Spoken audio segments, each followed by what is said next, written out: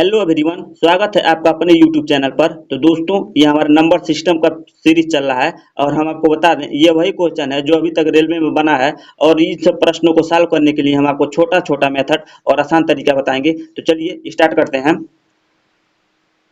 भैंसों तथा बत्तखों के एक समूह में सिरों की संख्या के दोगुने से 24 अधिक पैर हैं। भैंसों की संख्या समूह में कितनी है? यहाँ पर देखिए क्या क्या है। भैंस और बत्तख है, ठीक है। भैंस और बत्तख है, ठीक है। भैंस और बत्तख हैं और कह रहा है सिरों की संख्या के दोगुने से 24 अधिक पैर हैं। पैर तो कितने हो जाएंगे बताइए। अगर हम मान ले रहे हैं बत्तख अगर हम मान ले रहे हैं बत्तख बत्तख अगर वाई है और भैंस यक्स है, तो इनका पैर क्या हो जाएगा बताइए। बताइए, भैंस का पैर कितना होता है? 4, तो 4 एक्स पैर हो जाएगा। बत्तख का 2y, क्योंकि बत्तख के 2 पैर होते हैं। अब देखिए क्वेश्चन में कह रहा है भैंसों तथा बत्तखों के एक समूह में, समूह क्या होगा बताइए। समूह दोनों को जोड़कर समूह बनता है। तो देखिए भैंसों और बत्तखों के समूह यानी 4 यक्स और प्लस 2y, ये हमारा क्या हो गया? समूह हो गया। और कह रहा है इस समूह में सिरों की संख्या के दोगुने। अब सिर क्या है बताइए। भैंस और बत्तख के जो सिर हैं, सिर तो एक एक होंगे। सिर क्या है? यक्स और वाई। सिरों की संख्या के दोगुने, देखिए क्वेश्चन में कह रहा है सिरों की संख्या के दोगुने से पैर जो है वो 24 अधिक है। क्या है? 24 अधिक है। बस इसे सॉल्व कर दीजिए, हमारा आंसर आ जाएगा। देखिए सॉल्व कीजिए। दिया है 4x प्लस 2y बराबर x प्लस वाई इंटू 2। यहाँ पर देखिए 2 का गुणा कर लीजिए, हो जाएगा 2x प्लस 2y प्लस 24। और यहाँ पर दिया है आपका 4x प्लस 2y। अब यहाँ पर देखिए 2y से 2y कट जाएगा और 4x में से 2x घटेगा, तो हमारा क्या बचेगा? 2x। और 2x बराबर क्या हो जाएगा? 24। तो x बराबर क्या हो जाएगा बताइए। x बराबर आपका हो जाएगा 12। और पूछ क्या रहा है क्वेश्चन में, देखिए पूछ रहा है तो भैंसों की संख्या। तो भैंस कितनी थी बताइए? x थी, तो x का हमारा मान निकल गया। तो x बराबर क्या हो जाएगा? 12। तो भैंसों की संख्या कितना हो जाएगा? 12। हमारा विकल्प नंबर डी सही हो जाएगा, ठीक है। तो चलिए अगला क्वेश्चन देखते हैं। 60 छात्रों की कक्षा में प्रत्येक लड़के ने कक्षा में लड़कियों की संख्या के बराबर रुपयों का योगदान दिया तथा प्रत्येक लड़की ने कक्षा में लड़कों की संख्या के बराबर रुपयों का योगदान दिया। यदि कुल 1600 रुपये एकत्रित किए गए तो कक्षा में कितने लड़के हैं? देखिए 60 छात्र हैं और 60 छात्र में जो लड़के हैं वो लड़कियों के बराबर योगदान दिया और जो लड़कियां हैं वो लड़कों के बराबर योगदान दिया। देखिए इसे कैसे करेंगे। टोटल हमारे 60 छात्र हैं। टोटल अगर हमारे 60 छात्र हैं, उसमें से बॉय और गर्ल हैं। देखिए बॉय और गर्ल हैं। अब कह रहा है अगर टोटल 60 छात्र हैं, अगर हम 60 छात्र में अगर ये हमारा यक्स की 60 छात्र में, ठीक है, 60 छात्र में अगर हमारे यक्स लड़के हैं, तो लड़के में से यानी 60 में से माइनस यक्स घटा देंगे तो हमारा लड़कियों की संख्या पता चल जाएगा। अब देखिए क्वेश्चन में कह रहा है यदि लड़कियों की संख्या के बराबर रुपयों का योगदान लड़के देते हैं। देखिए अगर यहाँ पर जो ये लड़के हैं यक्स, ये लड़कियों के बराबर योगदान देते हैं। इसका मतलब जो लड़कियां जितना रुपए दे रही हैं इसके बराबर, यानी 60 माइनस यक्स। और फिर कह रहा है जो लड़कियां हैं वो लड़कों के बराबर योगदान देती हैं। ये जो लड़कियां हैं 60 माइनस यक्स, ये लड़कों के बराबर, और लड़कों की संख्या क्या है बताइए? यक्स है। ये दोनों क्या है? बराबर योगदान देते हैं। कितना योगदान दे रहे हैं आप देखिए 1600 रुपये पूरा टोटल योगदान दे रहे हैं। अब ये दोनों को जोड़कर जो योगदान मिल रहा है, ठीक है। और इसमें पूछ क्या रहा है, देखिए क्वेश्चन में पूछ रहा है तो कक्षा में कितने लड़के हैं यानी बॉय, यानी यक्स का मान निकाल दीजिए। देखिए यक्स का मान निकालिए। देखिए x 60 minus x plus x 60 minus x, ये हमारा 2 है तो 2 हो जाएगा। जोड़ेंगे तो क्या हो जाएगा? 2x 60 माइनस यक्स जुट जाएगा और ये बराबर हमारा है 1600। अब देखिए यक्स बराबर क्या हो जाएगा?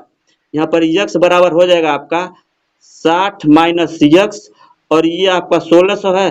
2 इधर आएगा तो डिवाइड हो जाएगा, तो यहाँ पर 800 बच जाएगा ना। अब देखिए यहाँ पर इसे सॉल्व करेंगे तो हमारा दीर्घांश समीकरण बनेगा। अब देखिए यहाँ पर कैसे सॉल्व करें। देखिए 60 माइनस यक्स, यहाँ पर यक्स की जगह क्या रखें कि 800 आ जाए। अब हमारा विकल्प काम करेगा। देखिए विकल्प में अगर यहाँ पर यक्स की जगह 50 रखते हैं तो 60 में से 50 जाएगा, 10 बचेगा, और 10 का फिर यहाँ पर गुणा कर देंगे 50 का तो 500 हो जाएगा। तो 800 नहीं आ रहा है, इसका मतलब विकल्प ए गलत है। अब देखिए सी वाला में 20 रखिए। अगर यहाँ पर 20 रखेंगे तो 60 में से 20 जाएगा, आपका बचेगा 40, और 40 में फिर 20 का गुणा कर देंगे, कितना हो जाएगा बताइए, 800 हो जाएगा। इसका मतलब यहाँ पर यक्स की जगह क्या रखेंगे बताइए, 20 अगर हम रखेंगे तो हमारा 800 आ जाएगा। इसका मतलब हमारा विकल्प नंबर क्या, सी सही होगा। ठीक है, तो सी क्या होगा, सी हमारा 20 है। ठीक है, तो इसका आंसर क्या हो जाएगा, 20। तो आई होप ये क्वेश्चन आपको समझ में आएगा। चलिए अगला क्वेश्चन देखते हैं। ऊंटों के एक झुंड का 1/4 जंगल में देखा गया। झुंड के वर्गमूल का 2 गुना पहाड़ों पर चला गया। शेष 15 ऊंट नदी के किनारे देखे गए। बताइए कुल ऊंटों की संख्या क्या थी।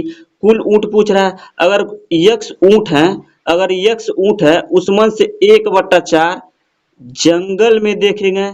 झुंड के वर्गमूल यानी झुंड यानी ऊंटों के वर्गमूल, वर्गमूल मतलब रूट, झुंड के वर्गमूल का 2 गुना यानी इसका 2 गुना, इसका 2 गुना पहाड़ों पर, फिर शेष 15 नदी के किनारे देखे गए। बताइए कुल ऊंट, कुल ऊंट क्या थे, यक्स। कुल ऊंटों की संख्या पूछ रहा है, यानी इसे जोड़ दीजिए, इसे जोड़ देंगे हमारा आंसर आ जाएगा। लेकिन ये हमारा दीर्घात समीकरण बन जाएगा। लेकिन यहाँ पर एक हिंट दिया है, कह रहा है झुंड के वर्गमूल का 2 गुना। और जो भी हमारा आंसर होगा वो किसी न किसी चीज का क्या होगा बताइए, किसी न किसी चीज का वो वर्ग। ठीक है, देखिए 36, देखिए 36 है ना, ये किसी न किसी चीज का वर्ग है। बताइए किसका वर्ग है, 6 है। तो वैसे ही हमारा आंसर क्या हो जाएगा, 36 हो जाएगा। ठीक है, तो इसका विकल्प सी वाला सही हो जाएगा। ठीक है, तो चलिए अगला क्वेश्चन देखते हैं।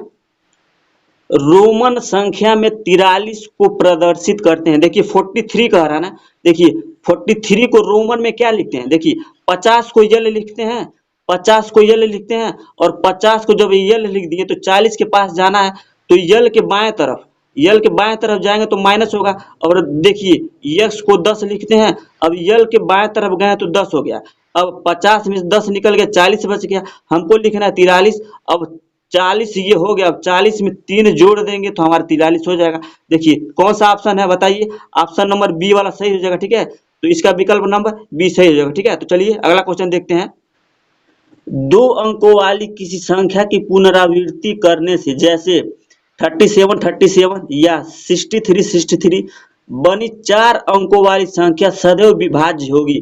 देखिए 2 अंकों वाली किसी संख्या की पुनरावृत्ति करने पर, यानी 2 संख्या है और वो 4 अंकों वाली संख्या से सदैव किससे विभाज्य होगा। देखिए तो हमारा हर बार जो होगा वो 101 से विभाज्य होगा। ठीक है, तो ये हमारा 101 से विभाज्य होगा।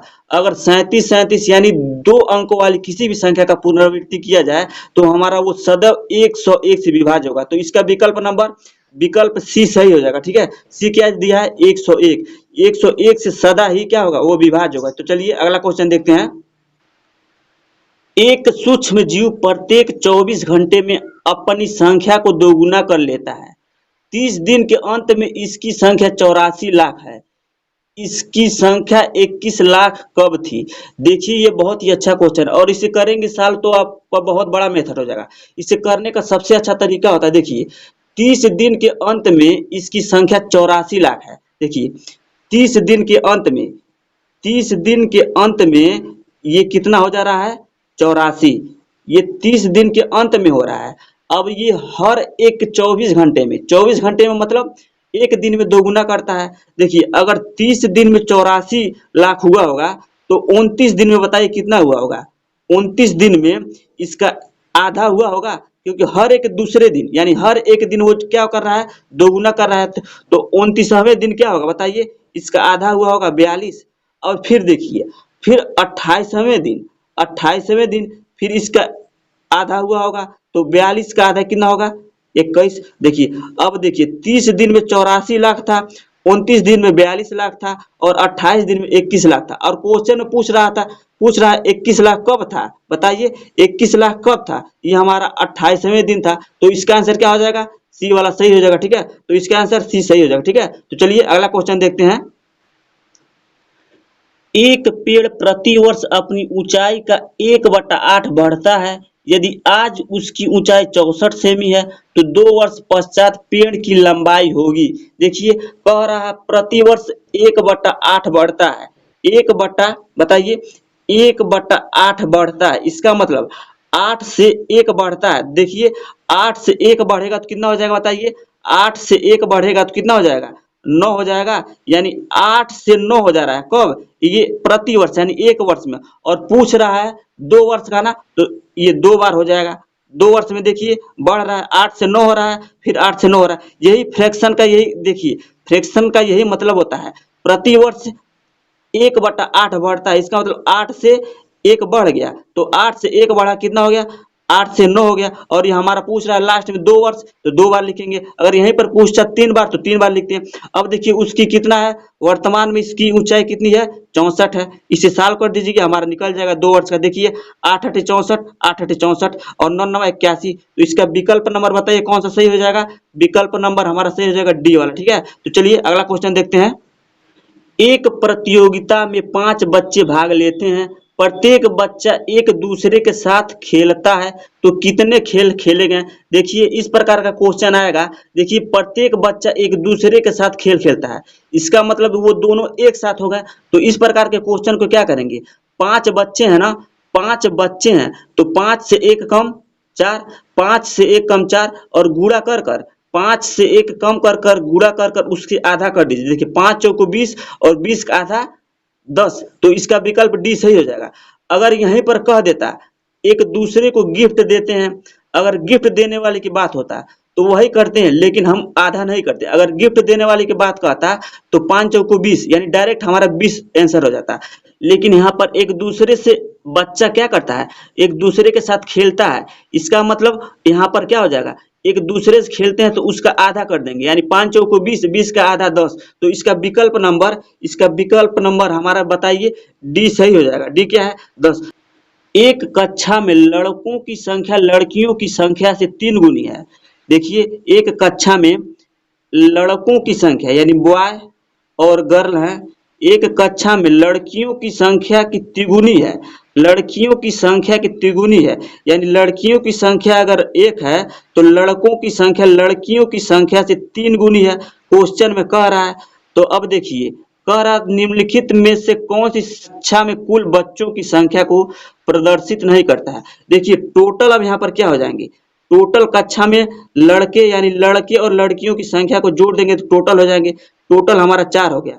अब विकल्प में से चेक कीजिए, जो 4 से कटेगा, जो 4 से कटेगा तो वही संभव है पूरे छात्रों की संख्या होने के लिए, और जो 4 से नहीं कटेगा वो संभव नहीं है। देखिए हमारा विकल्प ए 48, देखिए विकल्प ए 48 कट जाएगा 4 से, बी 44 भी कट जाएगा, सी 42 4 से नहीं कटेगा और डी भी कट जाएगा 4 से। तो हमारा सी वाला जो ऑप्शन है सी 42, ये हमारा 4 से नहीं कटेगा। इसका मतलब सी वाला क्या हो जाएगा, सही हो जाएगा। ठीक है, तो चलिए अगला क्वेश्चन देखते हैं। 3 क्रमिक पूर्णांक संख्याओं का कुल योग 1350 है, तो सबसे छोटी तथा सबसे बड़ी संख्या का योग क्या होगा। देखिए इस प्रकार के क्वेश्चन को कैसे करेंगे, 3 क्रमिक कह रहा ना, क्रमिक मतलब क्रम से आने वाली, और इनका योग दिया है 1350, इनका योग दिया है आपका 1350। अब कह रहा छोटी तथा बड़ी संख्या का योग, सबसे पहले हम संख्या निकालेंगे। तो संख्या कैसे निकालेंगे, इस प्रकार के क्वेश्चन को सॉल्व करने के लिए जो हमारा 3 क्रमिक पूर्णांक संख्या दिया है उसमें हम 3 से डिवाइड दे देंगे। क्यों 3 से डिवाइड देंगे, क्योंकि 3 क्रमिक कह रहा है। अगर 3 से डिवाइड देंगे तो हमारा जो संख्या निकलेगा वो बीच वाला संख्या निकलेगा। देखिए काटिए, 3 चौको 12, 3 चौको 12 और 3 पचे 15 और ये जीरो लग जाएगा, यानी 450।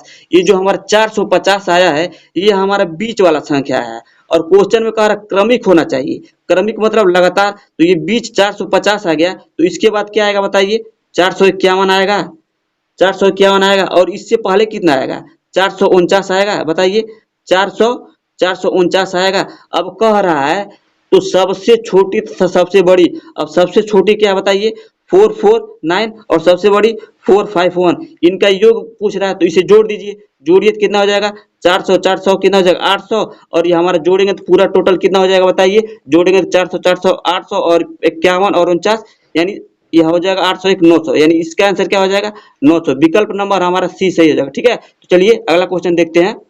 दो संख्याओं का योग 437 है और उनका गुणनफल 21,982 है।